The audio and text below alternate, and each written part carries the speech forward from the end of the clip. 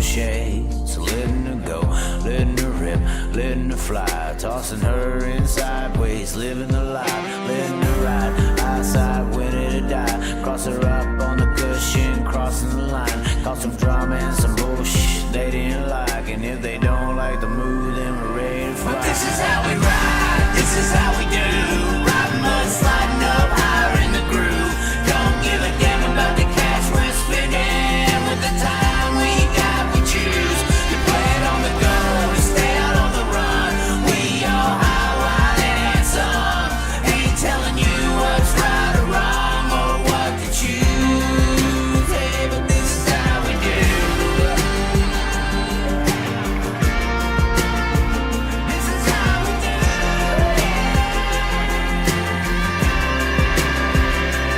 This is how we roll, this is how we do. It's not for everybody but the chosen few. And we pray, cause we know that they might not ever come back. But this is how we ride, this is how we do. Riding mud, sliding up higher in the groove. Don't give a damn about the cash we're spending, with the time we got we choose, to play it on the go, to stay out on the run. We all high, wild and handsome, ain't telling you what's right or wrong, or what to choose, hey, but this is how we do. This is how we do.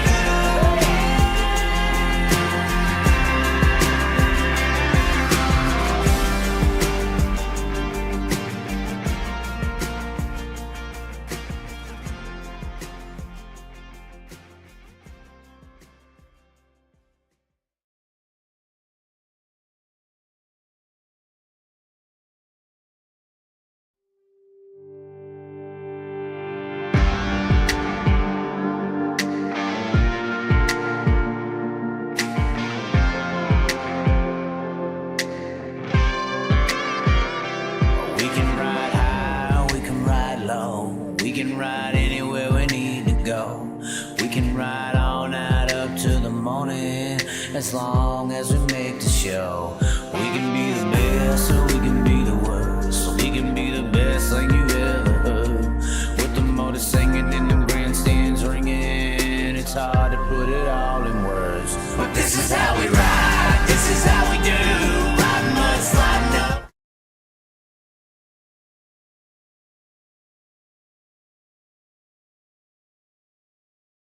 Late model princess, yeah. Oh man, with that body riding. Late model princess, yeah. We don't play around, yeah, that ain't no doubt. We just send it in the corner, live, live it out. No, them Fender girls don't understand it all, yeah. Ain't no hesitate, we just make it pay. Paint them cushions in those corners, no it isn't safe. But for my sake, will you save it all? Cause you'll do the same to my heart, yeah. Late model princess got me going crazy, yeah, she got them wings and never wing it down. Late model princess, yeah, she makes me listen when they're dirty, yeah, they got you hot and bottom. Late model princess, yeah. Oh man, with that body riding. Late model princess, yeah.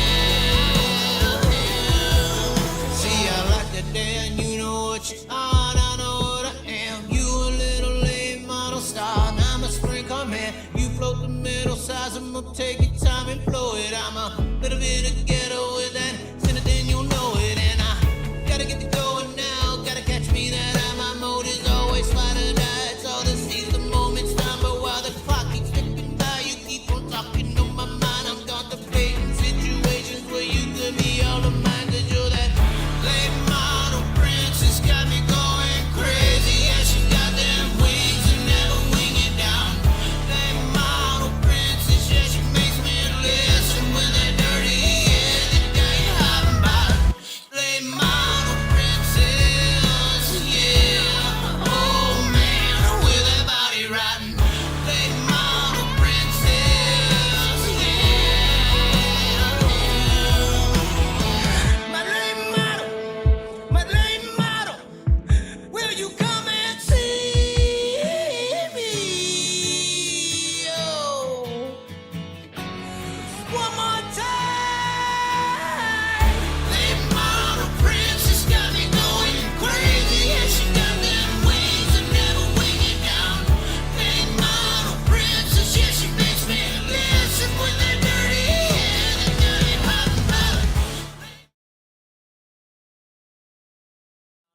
slide 'em like Carson Macedo, and they growl about it, lonely like old bro Joe.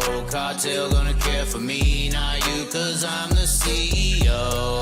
I'm here to fight, looking to sink with my torpedo. I'm just a lap car trying to survive, running in the back, fearing my life. Cause there's a black 2041 guy adding to the junk in the field with some white on white crimes. Or is it 99 maybe? I don't give a damn, but the bank statements lately adding up through the junk that the crazy man's making. Reckon her, reckon him, non-binary maybe, who knows? If I don't like him, I slide him like Carson Macedo, and they can growl about it, lonely like old bro Joe. Cartel gonna care for me, not you, cause I'm the CEO.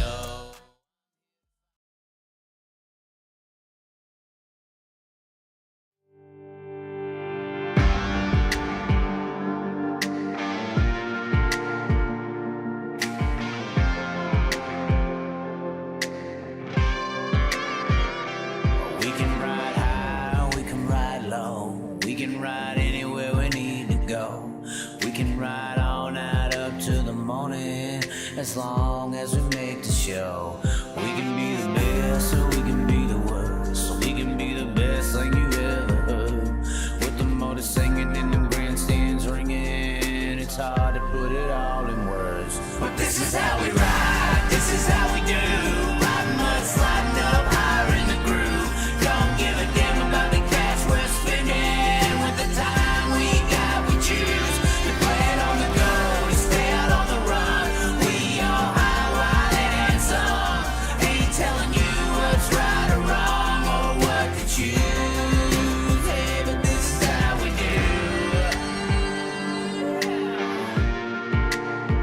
This is how we do.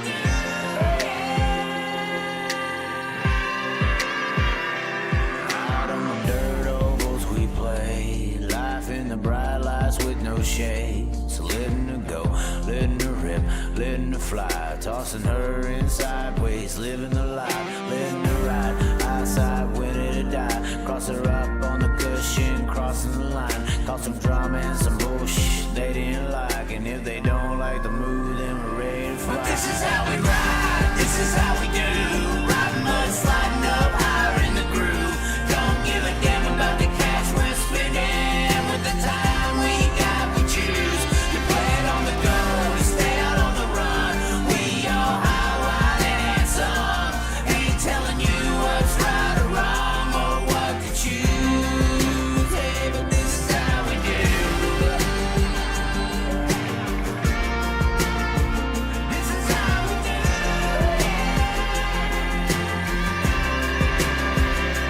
This is how we roll, this is how we do. It's not for everybody but the chosen few. And we pray, cause we know that they might not Oh ever my, come back. But oh this is how my we gosh, ride, this ladies is and how we gentlemen. do. Hold on, we got to get the lights on. Bam. Hold on, we got to get the music going too. We got to get the music going. It's been a minute. It's been a minute. There it is. Bring her up. Bring her up. Sean, you're actually there today. I'm here. We are back. Oh no. Just in time, huh? I mean, just in time. It's getting into the silly. For us, the silly season. It's gonna get interesting. We'll bring the music down. We'll take the lights out. Oh my! What are we doing here today?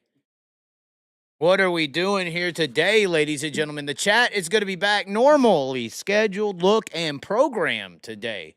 Sean, enjoy Eldora. Let's go to the chat real quick. Sean, did you enjoy Eldora? Yes, it was a blast. And what did I tell you, though? Like, it was presentation-wise, everything was just bam. Was it not? It was more than I expected. More than you expect. So I didn't hype it up enough, is what you're saying. I mean, you hyped it up enough. It was just like the place is just so amazing. I more than I expected. Did you want it to beat Knoxville that bad? Was that it, or did you know what I mean by that? Right. I mean, no, but it did. It did by far. Plus, it's out in the middle of nowhere, and Knoxville's in the middle of town, and I mean, there's. But you think that should benefit Knoxville? You would think so. That's what I mean. Yeah. I mean, for a town that really doesn't have much except for a racetrack, you would think that would, right. But I think the town is more considerate of the residents and stuff. Are you like sure? that. Do you see what happens at Dingus? You're concerned about residents, but you let that happen? I mean, come on. Yeah, I know. You need to. Well, What? You still want me to run for mayor of Knoxville, don't you? You really do. Yeah. They really want me. This is more than just Sean. There's a couple people, a group of racing people, not just fans, but people. They really want me to run for Knoxville mayor next time it comes around. I think it's like 2027. Why not? I mean, why not is a good question. We'll see where life's at that point. We might just go straight to president, I think. I think we should go straight to. If Trump can do it, anyone can. That's what I'm believing. That's what I'm believing. Knoxville is the Mecca. There's just something about the Big E. How about the Lord of Speed, David Gravel, winning again? He gets chocolate milk. I guess he's talking about Weedsport. Weedsport. Not only Eldora ripped up plenty of beer cans, but it also ripped up cars and drivers. Oh my! It's a shame. It did. We're going to be talking about that a little bit tonight.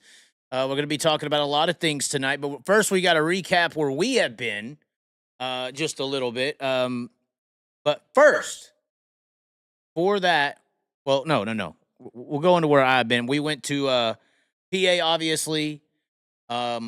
We had a situation over the last week and a half. Well, what is it, 3 weeks now? Yeah, 3 weeks. Where I would feel like one of my greatest accomplishments occurred, and that is, I think,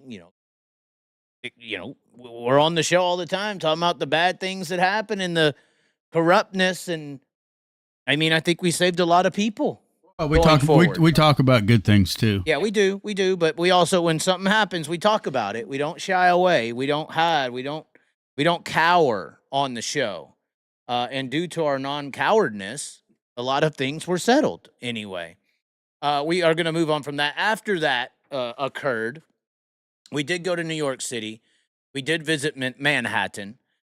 We did participate in a meeting with some people high up in Little Italy. We can't disclose. But we did also pick up one souvenir. We did purchase one souvenir while we were in Manhattan, and that was this shiny coffee cup that we're drinking out of. NYPD, New York Police Department. I don't know. I feel like NYPD's always been like a thing, right? Like, what was that movie, 48 Hours with Eddie Murphy, where it's like NYPD slapped him in the mouth? Yeah. I just slaps him in the mouth and beats up. It was a white and a black cop, white and black people working together to take down crime. Whatever happened to that shit, Sean? Whatever happened to that concept? You know what I'm saying? Like, good people working together to take down bad people. I don't know. I hate to reference what just happened over the last 3, but good people working together to take down the bad people. That's why I'm so happy. But also that's why NYPD is a thing to me. You know what I'm saying? Right. Like, I think it was 48 hours. Was it 48 hours? There was two, because there was Beverly Hills Cop and then 48 hours. 48 hours. There's two different ones. But it was both Eddie Murphy, played both.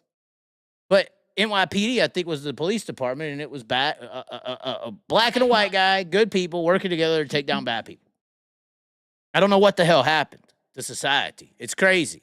It's crazy. But that's the one souvenir, and we are drinking coffee. We're literally drinking coffee. I need some kind of stimulant, Sean, when we're on the shows. And obviously, the reason this is coffee and not beer or all this other stuff is because I know what's coming, Sean. I know what's coming. I've had to learn for the last 6 years. I think I skipped it once, but I don't think actually I've been to every one since, I believe, except for the COVID year. I was busy racing cars, which people still always forget that I've actually raced cars. It's weird. It's so weird that I've raced cars. I've been in sprint cars, been in modifieds, been in big block style modifieds, been in micros, been in IMCA modifieds, but Really don't talk about it much. I try not to be. I mean, there's a reason Kyle Larson told David Gravel that I'm a good race car driver. These are facts. These are facts. But I don't know if they'll ever be on a show together and talk to one another ever again. We're going to be talking about that today as well. But I'm drinking coffee because I know that come Thursday, Sean, Thursday night, Knoxville 360 Nationals start here, night number 1. And from that moment until the following Sunday. Saturday. No, Sunday. From that moment, Thursday night, or Thursday probably, until Sunday, there will be a consistent amount of alcohol poisoning to my body. Every single, I've always tried to say, nope, not today. We're not going to do it. I've went in there saying, nope, not drinking today, guys. Sorry. But it don't take much to twist your arm. Well, it does. No, it does. don't. No, it don't. It does. But I know that I need to not drink for the next couple of days, Sean, because it's coming. It is coming. A tsunami of alcohol is going to be applied to me. And we got some other things coming, don't we, Sean? Yeah. We got some tricks up the damn sleeve for these people at Knoxville. It's going to be good. Oh, my. Oh, my. Y'all ain't even ready. Y'all ain't even ready for what the Chaz is bringing to Knoxville this year. And it's developing as we speak, right? Yeah. And there's multiple things developing. Not nothing bad, right? We're not doing no psycho shit. No. But it could be bad. You don't like the Chaz, it's going to be bad. If you don't like the Chaz, it's going to be real bad for you. You know I'm talking to you, right? Oh, yeah. It's going to be bad for you. You know who you are. And anyone who wants to do something to the Chaz, those traps are already set. I would love for somebody to try to do something to the Chaz in Knoxville, Iowa. Oh, my God. Could you imagine, Sean, what will happen to that person or anyone who lays a finger raw on the Chaziwa? What's up? You know what I'm saying? What? The Asians don't just push Asians around these parts. You know, when I smile, I got the Chinese eyes.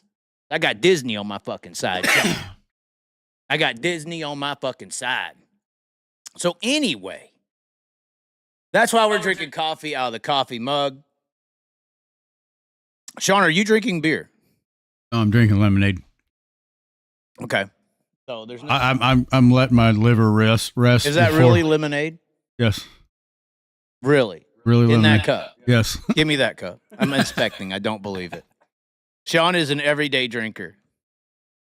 We're looking in here. What the fuck? Let my liver rest. Oh, no. So you're not going to influence me? No. I was hoping for the influence, but I guess it's not happening. It'll all happen next week. It'll be a good time. This week. Well, yeah, the end of the week. 2 days. 2 days until the river rush comes. The White Rapids of foamy beer. And who knows what else. The Australians have split on off to see the world's largest Bass Pro Shop, so who knows what the hell that means. I think they're coming back. I think they're coming back with some spirits. When are they doing that? Tomorrow, I believe. Tomorrow? They're heading back up here tomorrow, I think. So we're not even going to get a break in? No. Is there a possible way to do 1 day on, 1 day off? Once you start, you got to keep going. Once you start, you got to keep going. All right, fuck it. Here we go. All right. We're pouring coffee into my new NYPD cup. Oh, no. Post show at the Dingless would be insane. We got commenters wanting me at the Dingless. I don't know about that environment, guys. I just don't know about that environment. We will see. We do want to give a big shout out to a new partner here on the show. And honestly, we're really going places here with the Chaz. Things have been happening. We've got record numbers over the last 2 months. I think June was around the 8 million view mark. July, over, I think, 12 million total views now over the month between all the different platform. So we're really soaring here, and you're rolling right into Knoxville, Sean. I mean, this is just perfect. And speaking of perfect, and being secure with ourselves, we do have a new partner on the show, and I want to give him a big shout out. That is, hold on, obviously we haven't had this fired up in a minute.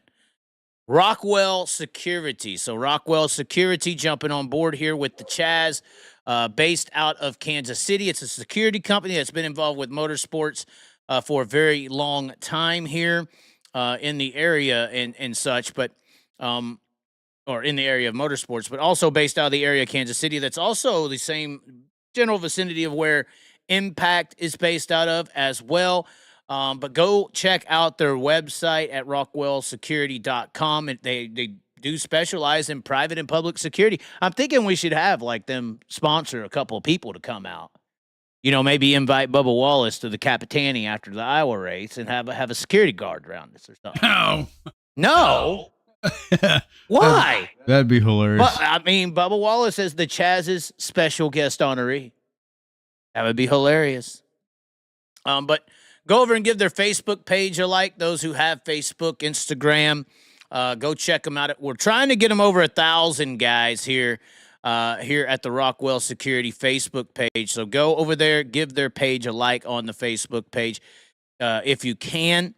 That will be a big deal. And then also, first of all, I want to thank Jeff and everybody over there at Rockwell Security for getting involved.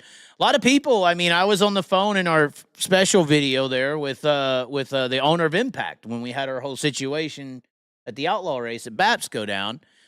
So Rockwell Security out of the same area, and it's nice to know that they're fine with anything you want to bring.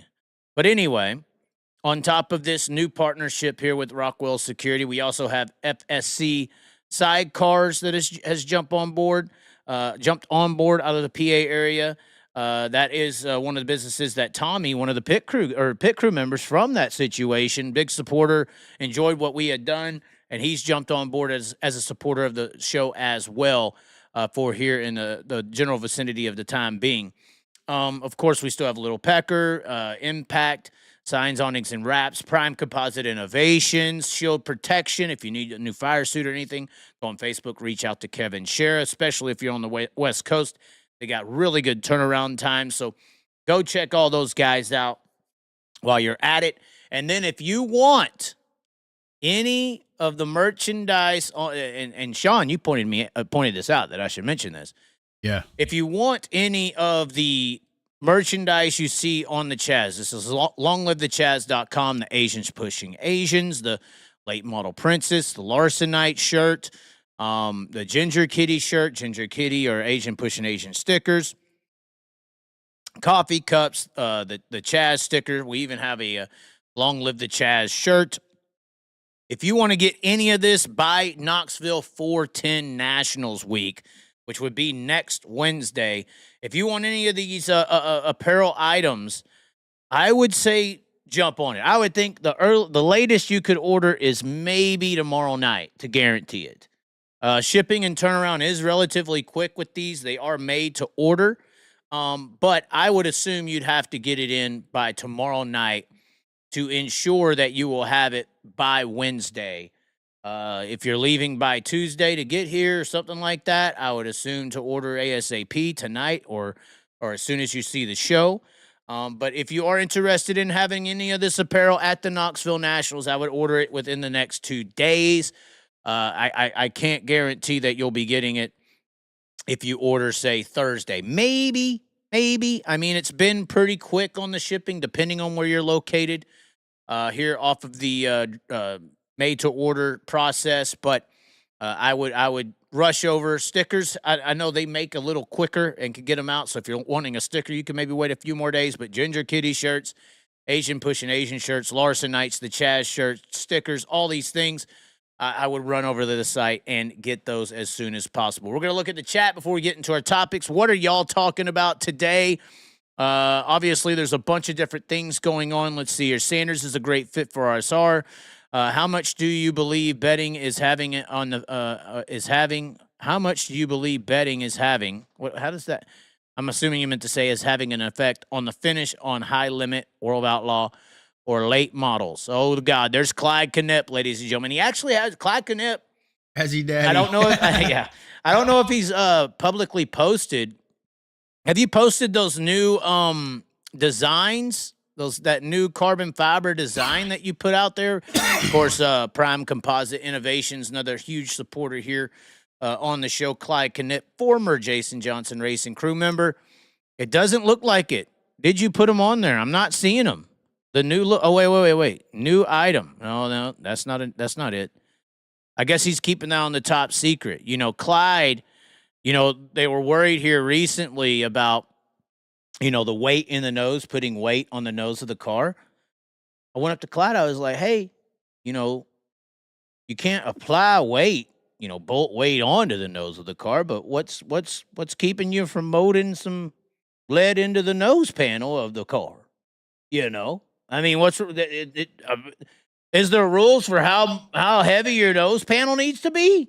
No. I think so. So fucking mold up. Clyde, I'm telling you, I don't know if you've went forward since we talked about this. I'm pretty sure, you know, somebody's already, I'm sure that's why Macari's winning. But I'm just saying, mold some damn lead into your molds. Have a damn 150-pound nose piece made of carbon fiber. That's what I would say. That's what I think. I'm just saying that's a good idea in my opinion. But anyways, he has like this new look. Of course, Prime Composite Innovations being the carbon fiber body that Anthony Macari won the King's Royal with. So good situation there. And of course, Carson Macedo winning the Lernerville Silver Cup, his first high limit event with a Prime Composite Innovation. Of course, Logan Schuhart, where we were located at BAPS when everything was interesting, a Prime Composite Innovation body. So be sure to check out Prime Composite Innovations there with Clyde Knipp. Of course, you are talking about it in the chat, so we might as well bring it up. Justin Sanders going into the RSR ride. I don't know if I could say that without crying. Should I cry? He's in a good car, Sean.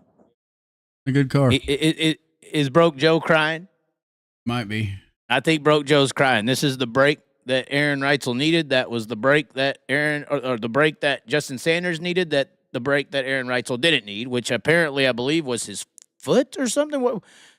Foot surgery to Aaron Reutzel. Unfortunately, none of his doing anything like that. But it's going to be interesting to see how Justin Sanders does in the ride. A lot of people doubting him. I saw one comment on Jeremy Elliott's video, I think. If it was a bull ring, this would be good. But Sanders put the damn Swindell Speed Lab 39 in the show in his first 410 Knoxville Nationals attempt. So I don't really get that. I mean, I get it because that's where he races. He's not, normally on a larger track or a big giant track like Knoxville, a big flat track at that, and the shape. I kind of feel like Knoxville's a giant chili bowl. I mean, I feel like if you took the chili bowl and X'd it by 10, kind of got the same flat, round shape, long corners, short straightaways-ish. But you never know. I mean, it is a good car. There's no lack of equipment in the situation. This is the opportunities that a Justin Sanders has been waiting on. One guy I'm surprised in all these injuries and looking for driver situation that never came up is Zeb Wise. Nobody wanted to tap Zeb Wise. Zeb Wise is just like out of the fray now, I guess, right? I mean, you can only wait too long before you're out, or what do you think? Nobody's heard anything about him or what's going on, but I don't know. In my opinion, I think there's something wrong. I mean, regardless, good option here for Justin Sanders. It'll be interesting to see how he does. Obviously, going to be at the 360 Nationals. Going to be getting kinks worked out at the 360. Hopefully by Sunday when the 410s roll in, Capitani, he'll be on par to do some damage. I think he can. It's a capable car. I think he's a capable driver. Yes, he's been on the West Coast, but he's been waiting as well. Has there been national opportunities for Justin Sanders? Me and Broke Joe went at it How many times that, he needs to take the leap and just do it? And their argument has always been, well, what car, Chaz? What car? And there's some cars, but it's kind of like the Zeb Wise scenario. It's like, or do we just want to jump in any piece of junk? Why would we just? And it's not like he's even in Zeb Wise's position. Zeb Wise is at racing. Sanders is racing on the West Coast, winning. He's active. So they have had national opportunities. It's just not been right. This is right, though. If you were waiting for anything, and then the kicker to this is if Aaron Reutzel isn't ready after nationals the following week and the following 2 weeks are West Coast. And if you think Justin Sanders in the 87 at Knoxville Nationals is, I don't know, what are you going to do when you put that team together with him on the West Coast? And there's $200,000 to win races over there. That's going to be the deadly combo. That's the long game, I think, to this partnership between Sanders and RSR filling in for Reutzel, as they're looking at a $200,000 potential payday in the next month outside of the Knoxville Nationals and a decent fill-in driver for the Knoxville Nationals. Not like he sucks. Like I said, he put the Swindell 39 in the show first attempt. Thoughts, Sean, any of them or no? Oh. Okay. Just you covered pretty good up pretty much. So that's going to be the kicker there if they go to the West Coast and Reutzel is not back in the seat. And Sanders is. The 87 and Sanders on the West Coast is going to be a very deadly combo for victories and running up front. Another driver that was injured out at Eldora, Tyler Courtney. Apparently, the Steve King Foundation is getting behind Tyler Courtney in his recovery. I did hear yesterday that he is back in the Newton, Iowa in particular area after having some surgeries. I believe it's back on Tyler Courtney. I'm pretty sure it's back. T7? Yeah, back once again. Unfortunately, he's had 2 back injuries at Eldora. But he is back in the Iowa area, recovering, obviously in a lot of pain, I would assume. This post is on the Steve King Foundation Facebook page. They have a link there, stevekingfoundation.org/give. They're stating that 100% of donations tagged for Tyler will go to him. So venture on over to the Steve King Foundation, which once again, this I don't want to be mean, but hasn't like these foundations, like there's plenty of these, right? That have, I can't believe I'm getting into the fundraiser game. I'm just saying, or talking about it again. Haven't these foundations been raising money over these years, right? That's like what they've been at active events and doing things and all that. And there's supposed to be like money already raised, right? And I'm not saying a portion hasn't went to Tyler already or anything like that, but don't these foundations do all these fundraising things to where they have money already to be able to give to the drivers to do something when these things occur? Right. That's what I would think. Well, then why are we having to do an emergency fundraising to give to Tyler? There should already be funds to give to him, right? I think so. I mean, that's how it's supposed to work, I would think. Right? I don't know.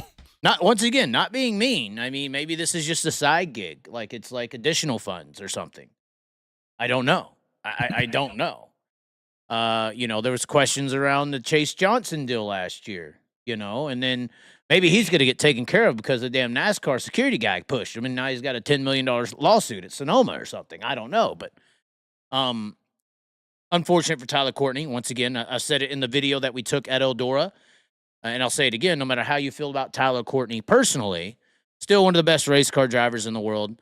I originally started getting upset and pissed the night Brian Clausen passed away, and the next day he's on ESPN and getting all this recognition after he passes, but the driver of Brian Clausen wasn't getting any recognition prior to that. That's always been my stance. It's like, why are we not getting recognition for what we're doing before we get hurt, before we pass away?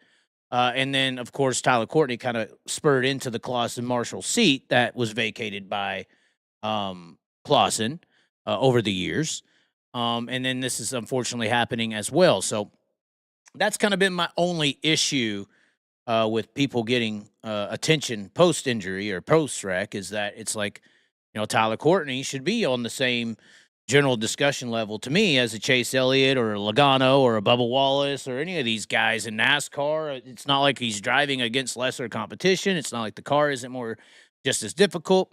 So recognition in the general society has always been my topic. And that goes for even a Tyler Courtney. Like I said, no matter how you feel about him personally, and that's all. And let me tell you, that is a interesting subject. I feel like he's almost been a scapegoat to some of those decisions and things that have happened in the past. But because everyone's doing it. Unfortunately, right. I feel like everyone's doing it. The more I learn, but it's still unfortunate. A guy like Tyler Courtney is one of those people that you could put up against the best in the world in any sport. A motorsport in particular, and say, all right, you think you got a guy? Come on, bring him over here in the sprint car, put him on the track with Tyler Courtney. I bet you can't whoop his ass. That's what I'm saying. So anyway, Tyler Courtney is out. Apparently Steve King Foundation does have some links for him if you want to go contribute to that. Driver tuning into that ride, though, you had Cole Duncan for a minute, but now you got Gio Scelzi into the Clausen Marshall car. They're going to be at Knoxville Raceway, it says, this weekend. So, yeah, it has been entered into the Knoxville Raceway this he will be running the 360 then, too? Yeah, we have the entry list right here, actually. And he is in the 360 Nationals, scheduled to be on Friday. This is the 360 Nationals pre-entry list. You have really good drivers on both sides. Just notables that jump off the screen for me that are not your traditional Knoxville racers or Knoxville 360 racers. Of course, you got your Kyle Larsons in there. It looks like Ian Matson is racing. I know. Okay, 64 car. It says Ian Matson. That'll change. It says Reutzel right here. That'll change. This was posted on July 23rd, so 5 days ago. A lot of things have happened. You got Ryder Plant's going to be there. Matt Covington. This is an American Sprint Car ASCS race. Larson's the main one that jumps off. Chase Randall's there. Justin Peck is there. Brandon Spithaller is there. Kerry Matson is on the list. Let's see here. Any more? That's on the Thursday night list that's jumping off. I'm probably missing a few. Friday, you got Kobe Copeland in the 01 car going to be there. Darren Pittman in the 3 going to be there. Brenham Crouch apparently in the 5 going to be there. And there you have it. Giovanni Scelzi in the 7BC. Casey King going to be there on Saturday. Ryan Timms. Let's see here. Any more? Parker Price Miller. Brad Sweet in the 360 Nationals. Who would have saw that coming? Brad Sweet in there. Booback. Carson McCall. Rico Abreu. Chase Dietz. That'll be interesting. So Chase Dietz going to be here for 2 weeks. Probably one of the hottest drivers in Pennsylvania is Chase Dietz right now. Just outran the field at Selinsgrove, which Selinsgrove and Knoxville, very similar racetracks, in my opinion. That's probably the closest track in PA to Knoxville is Selinsgrove over there in PA. He just picked up the win passing Justin Whittall. And Dietrich and a couple other guys were there in the field. They were farther behind, so Dietz could be an interesting guy to keep an eye out for in this PA posse in Knoxville scenario. Of course, Brian Brown in the entry list. But Giovanni Scelzi, I guess, debuting in the 7BC at the 360 Nationals. I think it's a good combo. I mean, obviously, Gio was a little upset at the things with the 18 car. Not sure why I heard it. I feel like it's been building.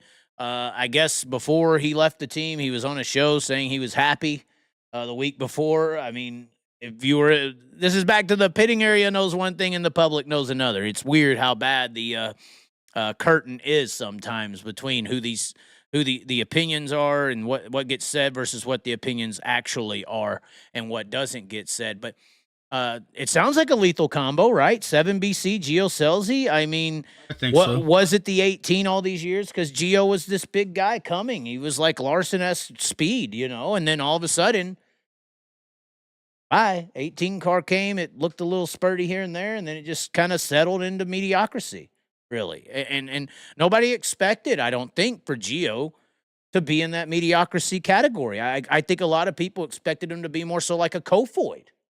Right. You know, come in first year, set shit on fire, and then second and third year start contending for the title. And that contending for the title era never occurred with Gio in the 18. Shame. So it'll be interesting. Obviously, that car's still running for a high limit championship, I believe. And that championship, the owner's championship, is the thing to watch for in high limit now, right? I mean, Yeah. the driver's championship's over. Right. I mean, you just lost Courtney and Aaron Reutzel. Brad Sweet survives. I mean, he almost got taken out too, but I ain't looked at the points, but the owner's championship's is what to pay attention to now. Right. In the high limit series. And that'll probably be very competitive. Right. And I would assume, based on the team, well, I was going to say I would assume the owner's championship might be even better for Reutzel's team, RSR, because Sanders started for the team, I believe, at Vegas when Reutzel originally got hurt. And he didn't get no driver starting points, but the team did. So they may have a little bit more of a points lead in the owner's championship. But that's going to be the championship to pay attention to in the high limit side of things. It looked like they were going to have a hell of a driver's championship. I guess maybe Rico and Sweet now is the championship battle. Is that it? I think so. Yeah. But outside of that, I mean, the owner's championship is going to be way more entertaining to pay attention to, I believe. Personally, I think so. Let me see here. Anyway, we're getting sidetracked with text messages from people who are far behind. But anyway, interesting thing here with the Gio Scelzi change. I know it's kind of late to be talking about it. But 18 Emerson Axum, I think that's a good combo. That's where Emerson went, or where KCP Racing went, was with Emerson. I think he's a young gun. I think he deserves it. And another guy who could do some things on the national tour, national scene, just needed a ride, and he got one. So perfect fit. Let me look at the chat. Anybody got a response to these driver swap-oos or swappies? What do y'all think on this topic of things? Anybody said? Okay.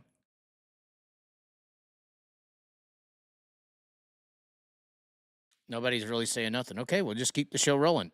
I did want to give a shout out, and I know this is weird, Sean. I usually take a stance and don't pull back. Or sometimes I do. Depends on what happens. Like, if I say something and it happens the other way, I'm like, all right, I fucked up, I lost. Like with Broke Joe. You know, I can whoop your ass, motherfucker. I'll take you to the hoop and fucking outshoot your ass, you old grandpa-looking sumbitch. And then he beats me, and it's like, all right, good job. You fuck, hell yeah, you're awesome, Broke Joe. And then he calls me fat ass and starts degrading me, and I said, fuck you and go to hell.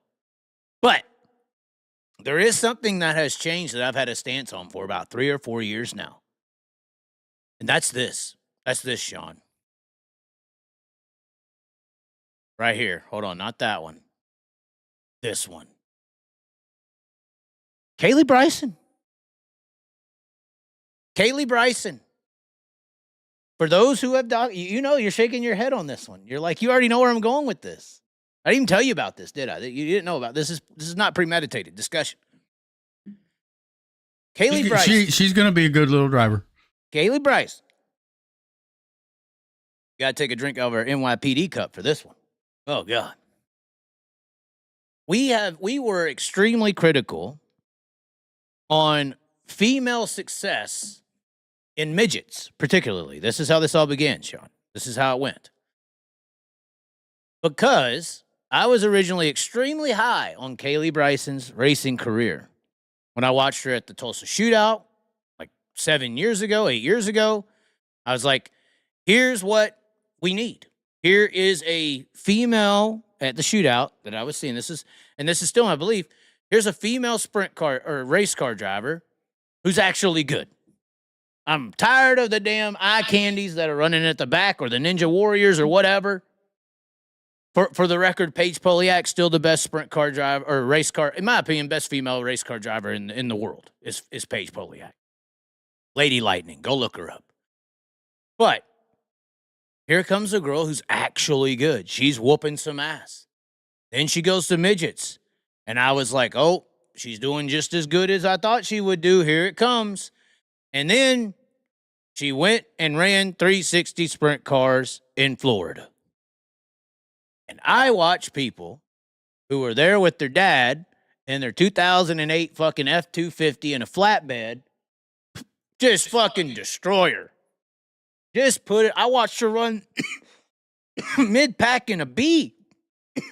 In like one in a Howard car, which is a pretty good 360, just got destroyed. And my whole at that point, my whole outlook of midget success and little car success completely changed. I brought this up in my Tony Stewart discussion about Jade Abedisian. Because when I saw that, I'm like, wow. You're really, you could go do what you do in the midgets and stuff, but it's not, it's a falsified success. You're not really getting tested.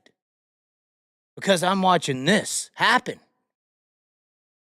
So when I saw that happen, I was like, I didn't necessarily hate on her. I was just like, hey guys, this midget success thing is just not true.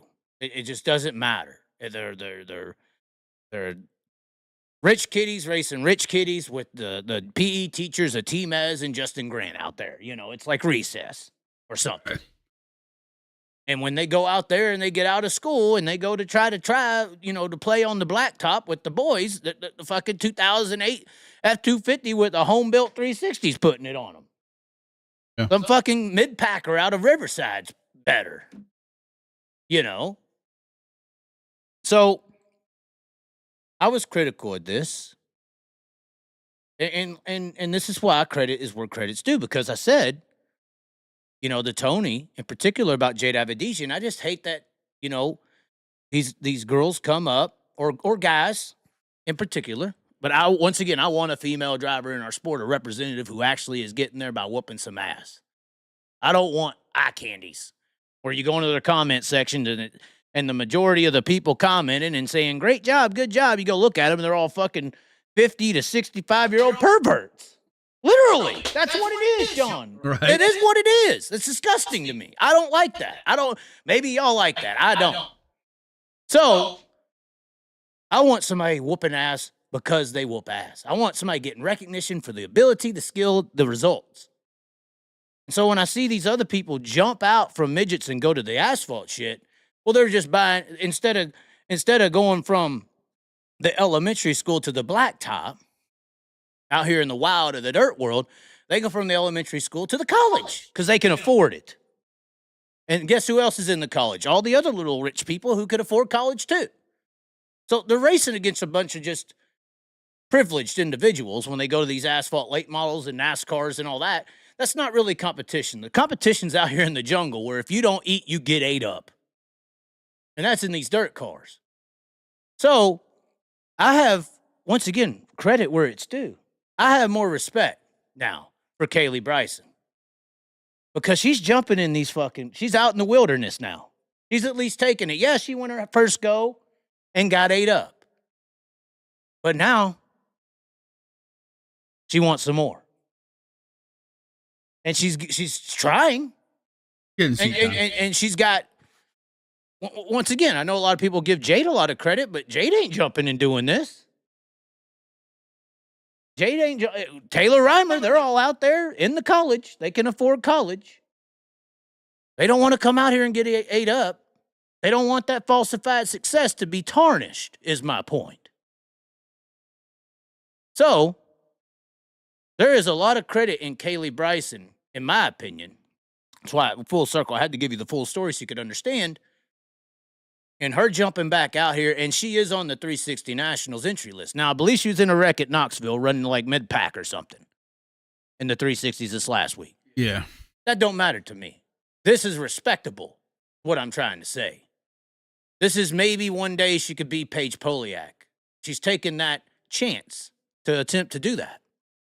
And people are giving her opportunities to as well.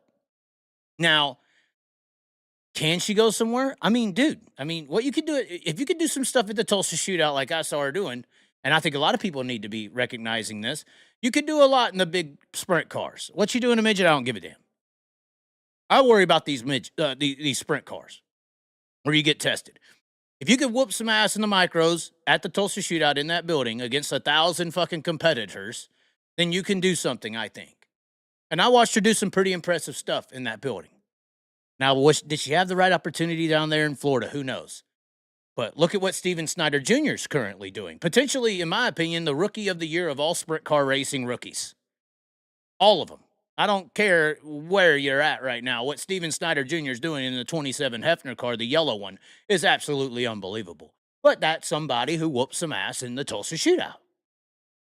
I mean, he was the guy who was like, 4 seconds ahead of Larson before he rode the wall? Like, that guy was lapping the field. If you can go over there and do shit like that, you can do stuff in big-time cars. Emerson Axum, where did I first see him racing and whooping ass? Tulsa Shootout. So I think that the Tulsa Shootout building shows a lot of displayment of ability. I think Kaylee Bryson has a lot of displayment of ability, which is why I was so hyped about her at one point. But then I saw that hype of my own hype get tarnished. So hopefully that was just a bad situation. Hopefully she just needs some more time. But once again, credit due, full-blown respect to Kaylee Bryson for jumping into these sprint cars, 360s, but it's Knoxville. It's very tough at Knoxville. That's why I pointed out Danny Dietrich could barely get a top 10 a couple weeks ago against weekly competition. I know Knoxville's just one racetrack, and it's not surrounded by a billion fans and all that stuff, but the competition level at Knoxville is pretty damn high. I mean, it could potentially be the highest in the country when it comes to weekly racing activities, even though it is just one track in one situated area. So it's a tough task. But I am extremely, extremely happy, proud, and respectable of this situation of Kaylee Bryson deciding to not let the sprint car beat her and deciding to take the jump. And it takes courage to take that jump. And once again, I think there's a lot of credit that is due here. Any thoughts on this situation, Sean? I think, gets more seat time. She's going to. What? I didn't touch. You must have looked away.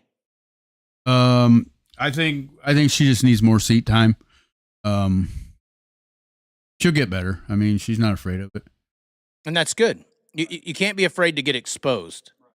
And hell, who knows? Get a better ride for next year. You never know. Well, this seems like a decent ride. I'm not sure of the team. Right. 360s, I think you could have a shot to compete. So. She is going to be at the 360 Nationals. I believe she is, let's see here. She is on Thursday night. So 2 days from today. She's on Thursday night. Thursday night's a very loaded night. That's the Larson night is there. Hickel, always a threat in a 360. Matson's there. McCarl, Sam Haverteet Jr. is there. Anytime you think of 360, Sam Haverteet Jr. is going to be a threat. You got freaking Jason Persley. I mean, you got a ton of guys in the weekly racing. Derek Hagar, Jamie Ball. I mean, Ryan Levitt. I mean, you got some pretty good 360 hitters. James McFadden, Justin Peck. I mean, it's going to be a test. So I'm not saying, Kaylee Bryson is going to go up in there and, hell, making the show on a field like this is an accomplishment for a Kaylee Bryson, in my opinion. But at least she's willing to take the risk and challenge herself is my bigger point here. But Friday, just looking at the entry list, Friday is definitely, or Thursday, sorry, is the loaded night of the two. Any responses in the chat to this? Any responses? She's a badass. There you go. Somebody said she's in a Clint Gardner team car. I don't believe so. That is not a Clint Gardner car. I don't believe. Yeah, I can't. Oh, somebody said it. Yep, 50 to 60-year-old perverts. It is disgusting. It is very disgusting. It is. To see what these younger female race car drivers have as a fan base, and then they like that. They don't like that, but the followers list goes up, so they like that. But when you go and look into the ingredients of the followers list, it's not good. It's just not cool to me. Are you in the crew coming to 305? I don't know anything about this yet.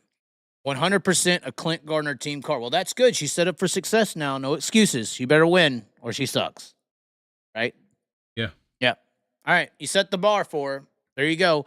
And by the way, I've noticed this number 1, number 2. I think for those who get the chat notifications when we go live, I believe what happened there was that Big Daddy Mac 1439 and Tammy Corbin right there, number 2. You see number 1, number 2. I believe they were the first and second people to chat in the live chat. I'd have to go. Yes. Or Brett Fisher. Is that what that means? I think so. Let me see. I noticed the other day that was new on there. Oh, top fans. So I guess if you interact and chat, I was thinking it was the first one because earlier, Big Dak Mac was the first one to chat. So it just looks like top fans. So interaction, liking the videos, sharing the videos, obviously being subscribed to the channel. If you're not subscribed, please do now. That is the deal. So now do we get into the real topic of the night, Sean? Do it. Are y'all ready for the real topic of the night? Are you providing a bed for Double D when he comes to Knoxville? I want no association with Double D whatsoever. No association at all, period. I'm done with bad people, man. Just done with them. We can get into the real topic. Spill the beans. Oh, Nebraska. He's up to number 2. I guess y'all can fight for these rankings if you comment. The more you comment, I guess chat engagement. Just another algorithm. Cool. So you can chat more to try to win the number 1 or number 2 spot. Is that Nebraska? Is he the one that we went to the Hawkeye game with? I think so. Travis Johnson. I think so. Sunday Cookie. Now, you get that little blue star by being a member of the channel. So if you see the little button that says membership, you could join the membership of the channel, and that will provide you one of those little blue stars or things like that. So, all right, here we go. Meat of the sandwich. All right, here we go. We're going to get into some very dark topics here now. Oh, my God. No, but you did eat breakfast at the Engine House Cafe in Havelock, Nebraska. Oh, God. Oh, okay. Now you know who it is, huh? Yep. Oh, my. We know who it is now. We know who it is eating at the House Cafe in fucking that place was Nebraska. awesome. That place was really It was cool. That was a badass spot. If you ever go, that's the place to go. Chaz, the lady with you at Eldora thought I was undercover. What lady did I have with me? I had a lady? What was her name? I had a lady? Where's this at? What was her name? I forgot her. With you? Okay. I don't know what that means. Connie. I was with Connie? As in, I don't know what that means. Rico will be tough at the Nationals. He is looking very stout. All right, here we go into the meat of the sandwich. The rivalry. The rivalry is here. There it is, Sean. Oh my God, we're looking into the Hell's Gates. David Gravel. This is building, guys. Is it not building, Sean? Yes, it is.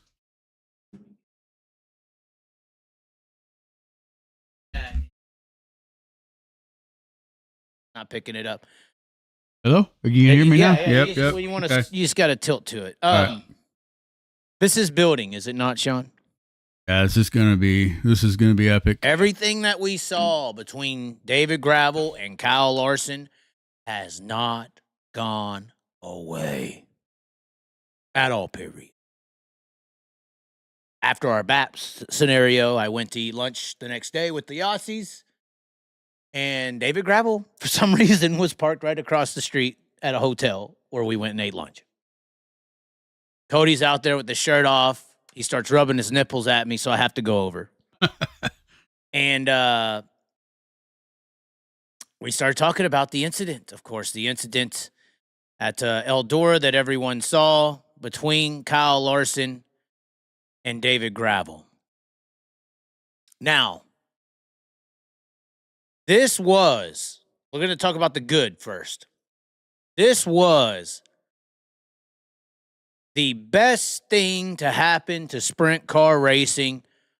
I can't even think of the last thing that was this good. I don't consider Kyle Larson saying the N-word and coming back as a really good thing. I'm just trying. I can't think of something that's happened that where you couldn't script this shit. You cannot script this shit where you got the biggest name in high limit history, potentially sprint cars, who caused the split with Brad Sweet, all that stuff, head to head on the back straightaway while fireworks were going off, by the way, with the World of Outlaw points leader, golden child, I guess, that everyone is considering him to be. I mean, literally, guys, there's fireworks going off. This was cinematic. Look at this. There's fireworks going off in the air while this is happening. Look at this. Where is the photographer? I said it in the video. Look at that. That is like, this is God in action for the sprint car world. This is God happening in live time. This is unbelievable. Once again, movie-esque. This was a movie-esque fucking moment for sprint car racing. And unfortunately, you had some Kyle Larson fans that are psychotic. We already know that if you've studied my show or watched my travels over the years. Larson fans are psychotic. They threatened David's family. They had to be escorted out by police, but that's Kyle Larson fans. Regardless, this was perfect. This was gold. I don't know how people did not like this. I mean, Sean, this was late model shit in sprint cars, was it not? I mean, this is what makes sprint car people or late model people come to the race. It's Pierce and this and that. And it made me think, this whole situation actually right here made me think of this moment at Eldora. Potentially the greatest moment or most intense fan-flared moment in late model history at Eldora. It was the Dream, and you had Bill Fry, Fry, and I believe it was Bill Fry, that's his name. Sorry, I'm not a late model connoisseur. You have Bill Fry and Bloomquist going into 1 and 2. Bloomquist overdrives a little, gets into him, he spins him out. You know, this was a deal, big name in Ohio, everything like this. Scott Bloomquist involved, and then Fry comes up under caution, runs him over. You see that happen, and then puts him into the wall. Watch this. Puts him into the wall. This is during their big race. Look at the fans flocking to this. Look at this shit. I mean, this type of stuff, this rivalry-based thing in the late model world is what's propelled them to the gigantic crowds they get at every single race. There are guys that are racing these battles, these rivalries is what propels late model racing to the heights that it's at right now. Whether it's really happening like this on the track or in the minds of people. Like right now, the biggest rivalry in late model racing is Bobby Pierce versus Ricky Thornton Jr., and they ain't ever said a bad thing to one another, have they? Nope. They ain't ever wrecked into each other and trashed them into the wall. I think something happened at Macon a few years ago. But they ain't ever really, like, actually throw down like this or anything. But in the minds of the late model fan base, it is a thing. It's what they're going to see. They're going to see this battle in the psychological aspect because they were bred on these types of situations. So they assume it, but that's what adds the excitement, the allure, the must-see. And that's exactly what we have here with this scenario with Kyle and David. Because now it don't matter if it's real or not. It's close. Obviously, it's close. And they're talking, they're back and forth. But this is the greatest thing to ever happen to sprint car racing, period. I'm 100% behind it. And wreck his Asian ass. No, that's what you were saying. I mean, he's cheering for fucking Kyle. Fuck you, Gravel. And I'm like, no, fuck you, wreck his Asian ass. It's great comedy. It's great cinematics. Oh, yeah. It's really good. It's a hell of a show. It's the greatest show of all time. This is unbelievable, and it's leading into Knoxville. So this is all the good, all the buildup, all the craziness. It is head fronting into Knoxville, and let me tell you right now, Cody and Gravel, based on the parking lot conversation, agree. They're not backing down from this little piece of shit. This fuckhead. Which Kyle's not the greatest. I mean, y'all can all think that he's got this image and he's all great, but he's still a person. And he's maybe not the best person. Although that's back to imagery. So, that's the good. What is the bad? Well, the bad is this. The bad is, based on personal conversation, that after the race, David and Kyle get pulled into the World of Outlaw trailer. Hold on. We're going to save this. I want chat reactions to what y'all think. We're going to save this. I want chat reactions to the first part of this, the good. Do y'all see the good in this? I want chat reactions. Do y'all see how great this is for the sport? Are they saying, or what do you think, Sean? Give us some, turn your head to the mic when you. I actually went down and talked to Gravel last Saturday, or the Saturday of Eldora, Kings Royal. And that happened on Friday. Yeah.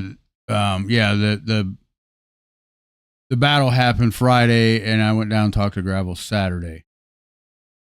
And Gravel was like, or I was telling Gravel, this is what sprint car needs. A David and Goliath type situation. He agrees. And he told me he's going to take this ball and run with it as far as he can. Well, he means it too. He's not just fucking around. I mean, his whole family was threatened to be killed. Yeah, so it's going to be a good one. Yeah, and High Limit's pissed that it didn't happen on FS1. I guarantee you that. So, that's the good. All right, we'll go into the bad now. Seems like the chat's in agreement. The bad is when Kyle Larson and David Gravel were pulled into the Outlaw trailer, that apparently Kyle's response as to why he's running David so harshly is because of Ginger Kitty. Is because of High Limit stickers on the fucking wing. Is because of fish finders. Is because of all the content. This is verbatim, a paraphrase verbatim. Is because of all the videos that Cody Jacobs has been making on my videos about High Limit and their series. That is Kyle Larson's reasoning for running David Gravel harshly. And this is why the 2 team has a real big issue, because at this point they're like, oh, so did you premeditate the whole wing situation, the front wing deal? If you already had this mark on our back on the racetrack with the race car, well, now, what about the other night? But regardless, and this is what I expressed to David and Cody. I was like, Cody, are you sure you want to, if this is really what's happening, are you sure you want to continue to make videos? He goes, oh, Cody's response. Oh, fuck that motherfucker. Fuck him. We'll do whatever the fuck we want. He can kiss my fucking ass. And Cody calls him the Panda Express. That's what he calls Kyle, the Panda Express. And so, are you okay, Sean? Why are you laughing? The Panda Express. That's what he says. He goes, fuck that Panda Express. We'll do what the fuck we want, And so I turned to David. I'm like, David, are you good? You're good? He's like, yeah, man. Fuck him. He is not happy at Kyle. Fuck him. I don't give a shit. Fuck Kyle. He wasn't saying it like that, but he was like, paraphrasing with the redneck. I'm translating to the audience because that's what we have for an audience, a bunch of rednecks. He was like, fuck that son of a bitch, basically, without saying it. He did it in the very Connecticut way, with the class. He had some cheese and wine when he said it. And then I said, but David, here's my problem with this is I almost feel responsible at this point. I'm like, according to Kyle, he is willing to potentially kill you over my videos. If his actual, which apparently this is actually what's happening, if Kyle Larson's actual reason for throwing a right rear to the nose of David Gravel's car at Eldora, where his drivers in his series have already been injured in one capacity at that point, if that's the reasoning, is my videos, he's willing, David, to potentially kill you over videos on my channel. And he kind of shrugged his. I'm like, yeah. But he didn't. He's like, fuck him. I don't give a fuck. Fuck it. You know, I mean, these sprint car guys, they got another fucking tick in them. You know, they don't really give a damn about dying. But this is the difference between late model shit and sprint car shit. When you want to go out there and fucking rub fenders and crash into the wall in a late model, you're protected. Now, I get it. Y'all still have risk. Y'all could still get hurt in the late model world. I'm not hating on you. I get it. But you ain't in a fucking rocket ship. You ain't in a fucking rocket ship. So when you try to pull off late model-esque, you know, smash and grab racing, you can fucking kill somebody in a sprint car. Or really hurt them. If you're going into turn 3 at Eldora and you're willing to send a front end straight off into the concrete barrier, if you hit it with your right rear and it hits the left front and breaks his front end and he's wide ass open and it just shoots straight in the fucking wall like a Dale Sr. incident, somebody could die in that instance. Whereas if you do it in a late model, he just smashes in there and the fucking body crumbles up on your half of your fucking chassis. You know, you're fine. You do that shit in sprint cars, you're not always fine. You can be. The success rate's decently high. But there's also the possibility you could die in that instance. We got examples. And severely injured, as you're pointing out, at least. Or that's a higher percentage, right? It's a higher percentage to be severely injured, but there's still the percentage to die, to be killed in these fucking cars. So this is how I was thinking of it when I hear from these people, David and Cody. This is what Kyle's saying. And so this is the guilt. This is what I was trying to say to them, or the worry or the concern I had is, David, Kyle's willing to kill you because of my fucking videos. What is this shit? It's not even funny, but it's like laugh or cry at this point, right? So the good is we got one of the best fucking cinematic battle story rivalries that you can't even say it's Sammy and Steve. You can't even say it's Bill Fry and Scott Bloomquist. You can't even say that.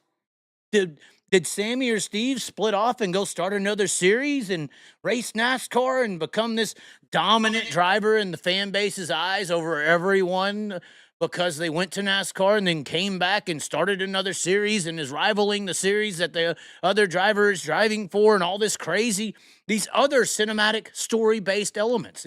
That never happened in any point of time in sprint car late model history. This is uncharted territory in the rivalry storyline cinematic aspect, and it's gold. It's platinum. That's the good. The bad part of it is because of Cody Jacobs, which some reason Brad Sweet and Kyle, y'all are too little dick short fucking stupid to understand how the rivalry and the stuff that Cody Jacobs had been doing was promoting y'all the entire time. Once again, Cody Jacobs was the number one promoter of High Limit this entire year, in my opinion. Socially, by far. Yeah, he's bitching about your stickers and calling you ginger kitties and all that, but Stone Cold promoted Triple H. Trump promoted Hillary. If you're talking about him, you're promoting him. Yeah, you're building a side, but I'm sorry, y'all can want to kumbaya all the fuck you want. It's not going to happen. You are a side. I hope you can accept yourself, accept your identity, and in that identity role that you're never going to beat, Cody Jacobs was playing the other side. and was promoting y'all in an aspect by bitching about you and making jokes, which most of it was a fucking joke anyway. It was hilarious to watch him lose his fucking mind and put a sticker on the car, was it not? Yeah. Yeah. It's fucking gold. It was the ginger kitty thing is funny. Yeah. All these things that Cody is doing is hilarious. But for y'all to be so, and I hope this exposes who you are. I'm in this exposing element at this point, it seems like. And I hope that this situation and your reasoning apparently exposes to the fan base who y'all are. I hope you really consider what I'm saying right now. Who y'all are. Oh, wait. No, they just want sprint car racing to be professional and tighty-whitey. Fucking NASCAR would beg for this. Oh, yeah. They're trying to fix a situation like this. They're on their hands and knees. Every professional entertainment industry, not just NASCAR. Football, any entertainment, competitive element sport is begging for this. Y'all are too self-centered to accept it. I hope people get to see who you are. I'm not saying Kyle should change into a vampire and fly away, because I do think he's Illuminati, but I'm just saying, not who you are in that way, Kyle. Don't change on him. Don't freak him out. I'm not. We know you're a demigod, Kyle. I mean, obviously, you're a demigod. We get it. But yeah, to me, this is the bad side of this is exposing who Kyle is and who Brad is. Personally. Now, y'all are going to have your zombies that don't see it any other way. Because, once again, Kyle's a demigod to people. He's above everyone else. There is nothing that he can do that is wrong. Nothing.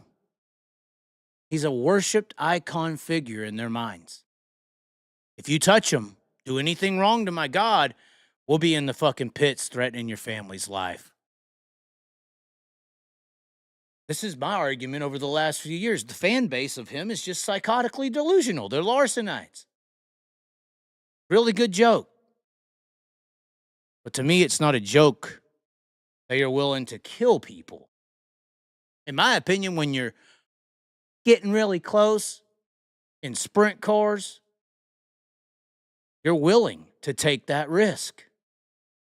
It's very unfortunate that risk and that willingness is being placed onto some joking ginger kitty videos and some shit talking the pits for putting a sticker on a fucking wing. In my opinion. But they're professional, Sean.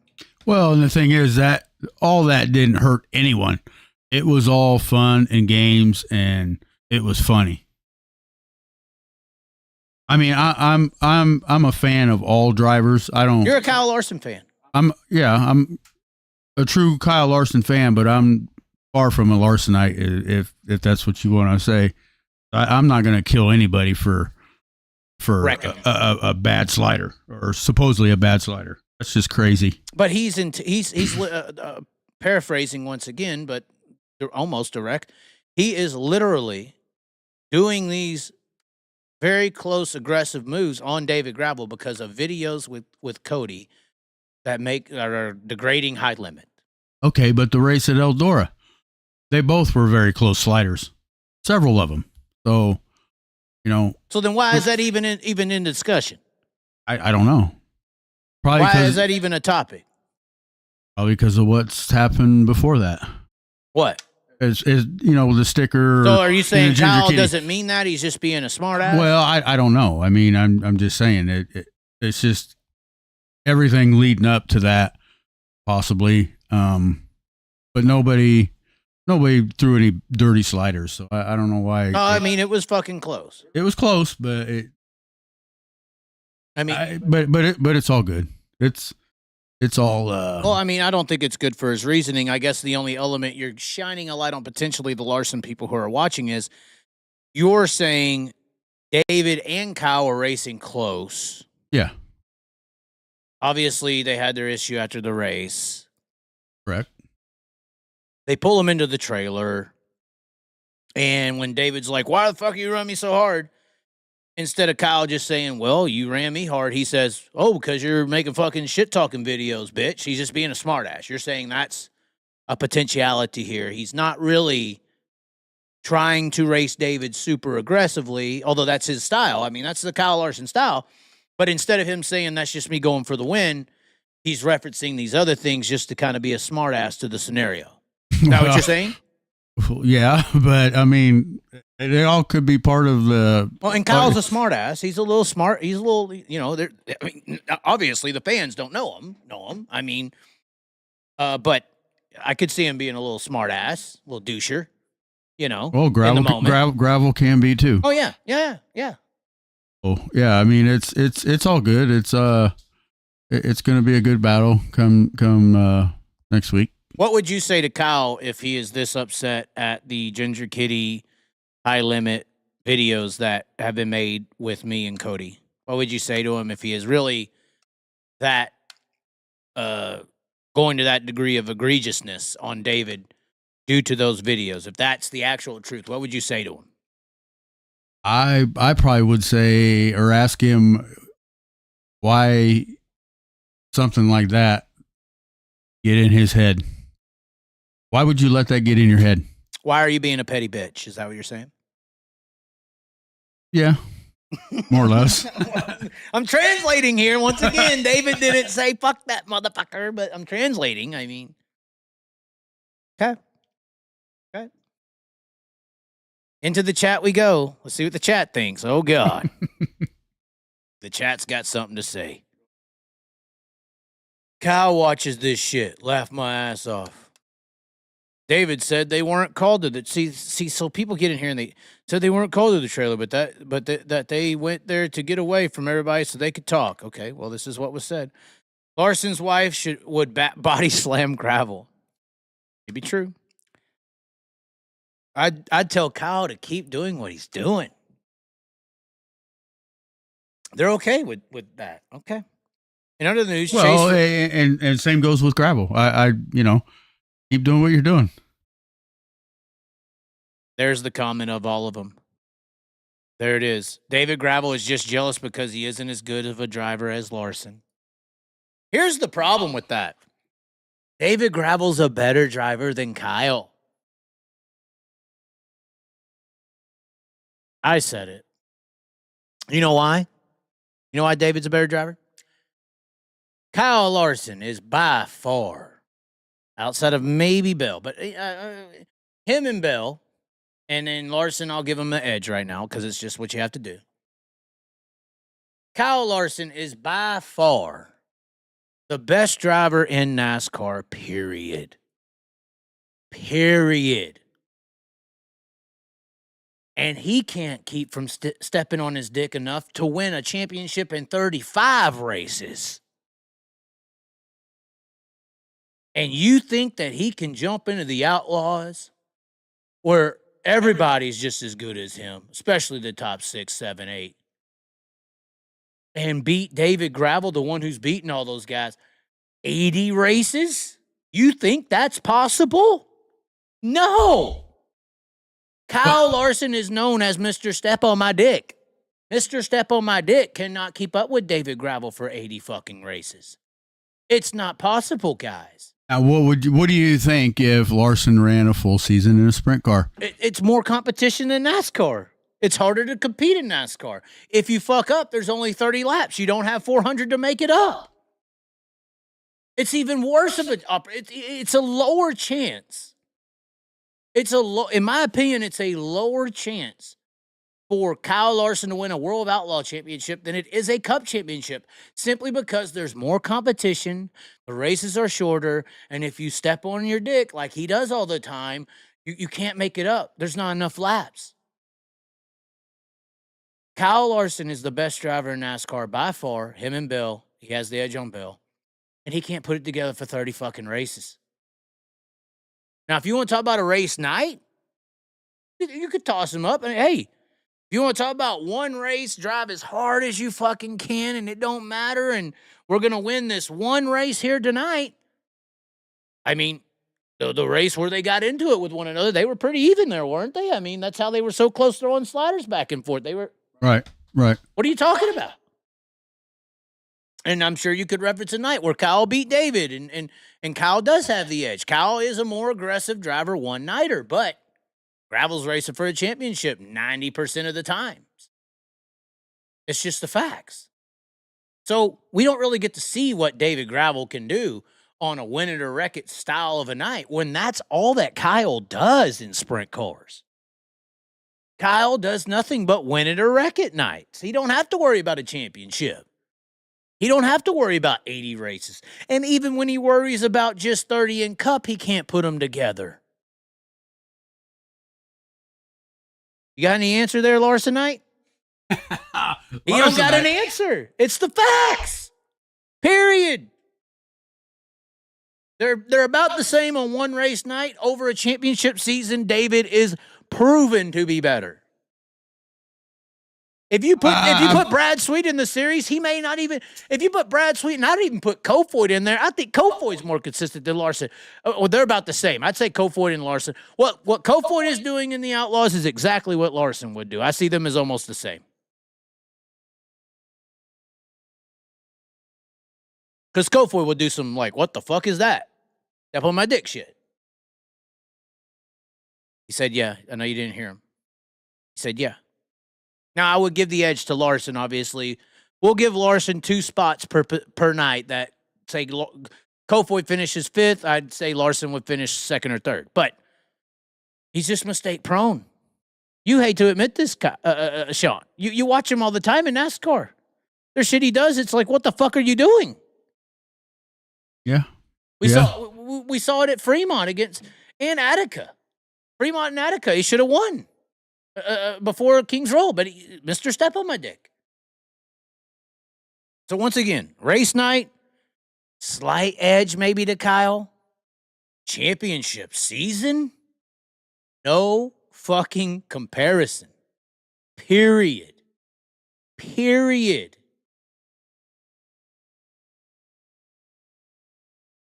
Gravel has no competition in the World of Outlaws. Kyle don't have no competition in the Cup. Who's Kyle going up against? Fucking horse-faced Joey Logano?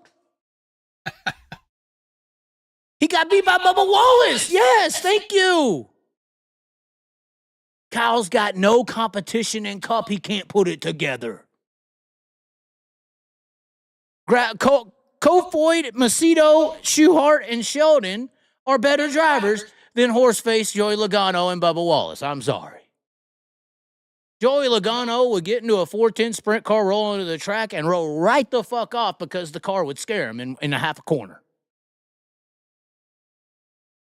I'm just fucking saying, guys. Y'all have no concept. Y'all have no concept.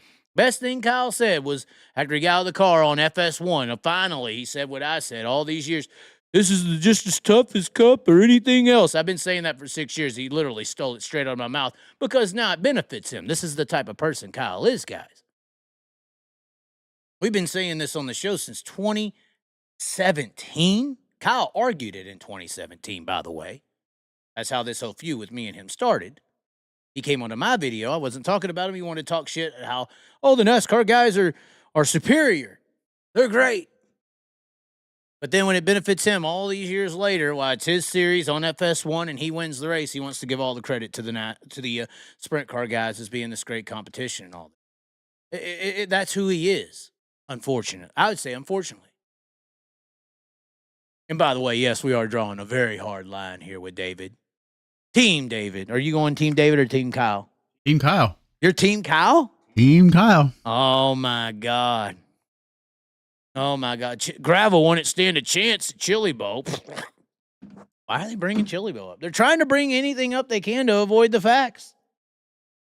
They want to bring up another single event race night.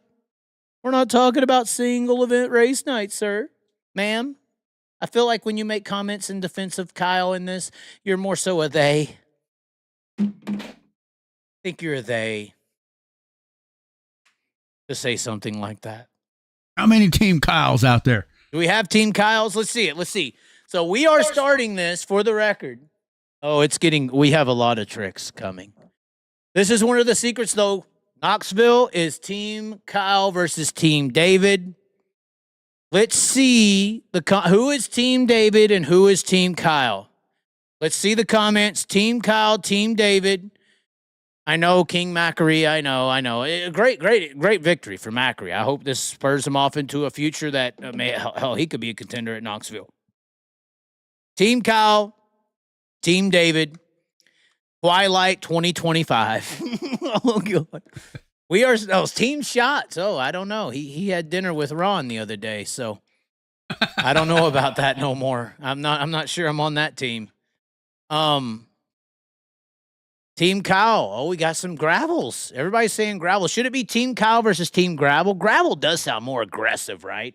Although it is more embarrassing to say to the asphalt people that our best dirt driver is a guy named Gravel. So horrible. It's so bad.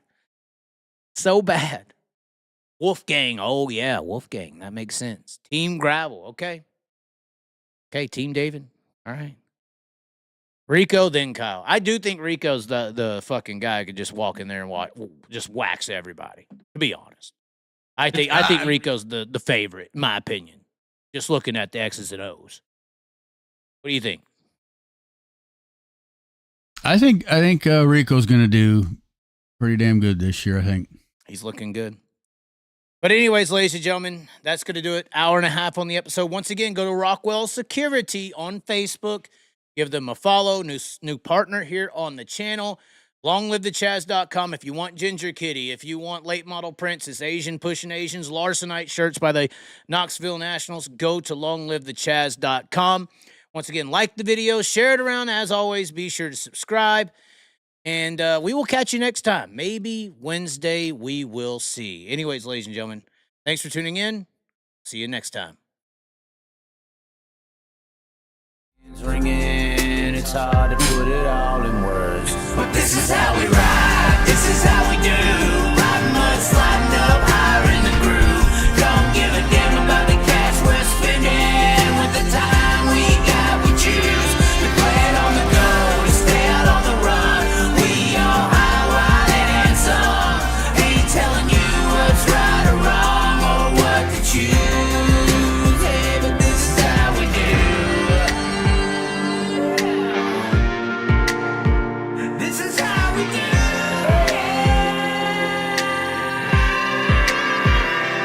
Out on the dirt ovals we play, life in the bright lights with no shade. So letting her go, letting her rip, letting her fly, tossing her in sideways, living the life, letting her ride, outside winning to die. Cross her up on the cushion, crossing the line, cause some drama and some bullshit they didn't like. And if they don't like the mood, then we're ready to fly. But this is how we ride, this is how we do.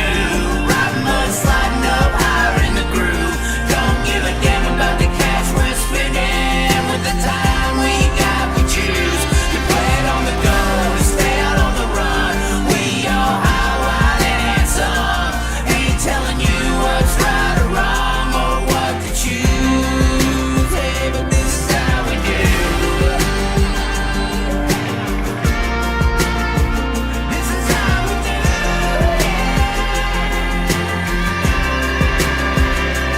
This is how we roll. This is how we do. It's not for everybody but the chosen few.